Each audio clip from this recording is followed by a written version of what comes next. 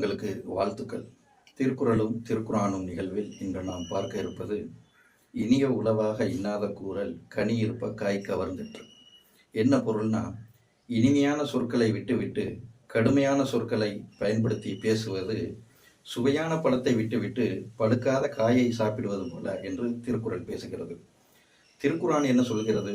வகூலு லின்னாஸி ஹுஸ்னா, மனிதர்களிடத்திலே அழகானதை நல்லதை பேசுங்கள் என்று திருக்குரான் பேசுகிறது. லா யுஹிப்புல்லாஹுல் ஜஹர பிஸ்ஸூஇ மினல் கவுல், வார்த்தைகளால் தீயதை பேசுவதை இறைவன் ஒருபோதும் நேசிப்பதில்லை என்று திருக்குரான் பேசுகிறது. இந்த இனிமையான பண்பை நிறைய மனிதர்கள் இன்றைக்கு பிற மனிதர்களை ஏமாற்றுவதற்கு பயன்படுத்துகிறார்கள். அரசியல்வாதிகள், வியாபாரிகள், சக மனிதர்கள், எத்தனையோ பல நபர்கள் இருக்கிறார்கள். ஒரு திரைப்படத்தின் வசனம், ஒருவனை ஏமாற்றணும்னா அவனுடைய ஆசையை தூண்டணும். அவன் ஆசையை தூண்டணும்னா அழகிய முறையில் அவனிடத்தில் பேசணும். அழகிய வார்த்தைகளை பேசி அவனுக்கு ஆசையை தூண்டி அடுத்தவனை ஏமாற்றுவதற்கு இந்த பண்பை திருக்குறளும் திருக்குரானும் நமக்கு கற்றுத்தரவில்லை.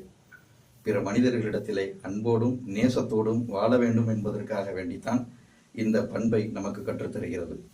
இனிய சொற்களால் இரும்பு கதவை மட்டுமல்ல, இதயத்தின் கதவையும் திறக்கலாம். நன்றி, வாழ்த்துக்கள்.